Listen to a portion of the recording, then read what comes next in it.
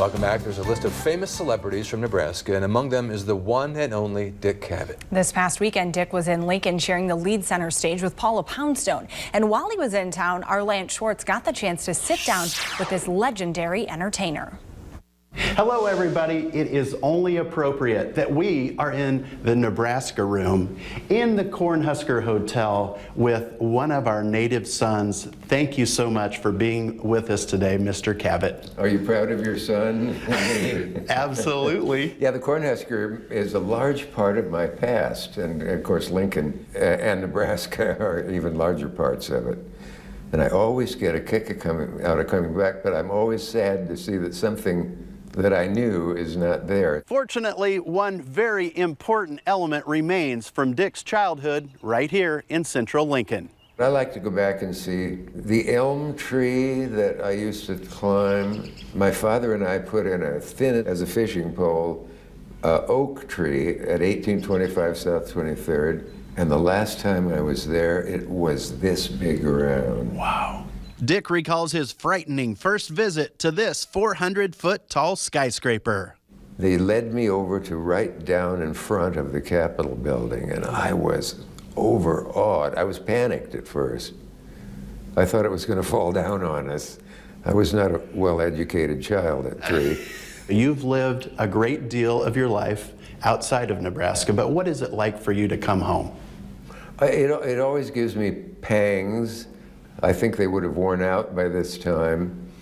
But as soon as I turned and passed Prescott School or Irving Junior High, or at his alma mater, Lincoln High School, it doesn't matter. The pangs are gone as Dick takes a stroll down memory lane and reminisces about his good old days in Nebraska. people say I was happier there than any place we went afterwards. It was in Lincoln that young Dick Cavett won the International Brotherhood of Magicians Award and got to meet a huge Omaha radio star. And I said, "We're magicians, Mr. Carson." And he was so nice to us, and he showed us how to do a card fan and a lot of stuff. You and Johnny Carson are a couple of the most notable Nebraskans, and I know you had a very special friendship. Well, we had a friendship, and people would assume we didn't, but we had great affection for each other. And Yeah. I couldn't ever figure out why he liked me so much.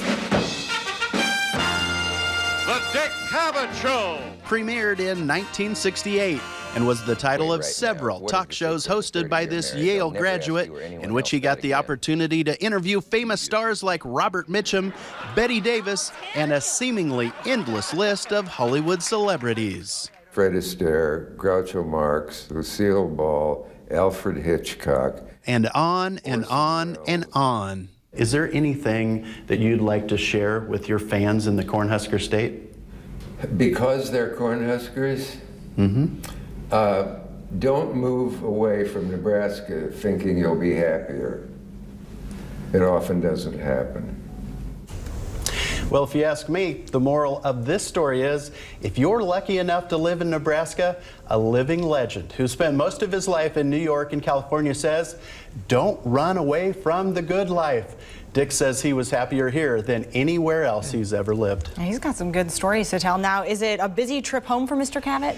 It is indeed. This energetic 80-year-old is in Wayne tonight, and he'll be in Hastings tomorrow night. You know, he's so interesting to listen to, and that's why he was so successful, because how many people can just sit down in front of the camera and talk endlessly, and you just you're engrossed by it. He's a great storyteller, bottom line. It is absolutely effortless. It was a thrill to get to chat with this man. Nicely done.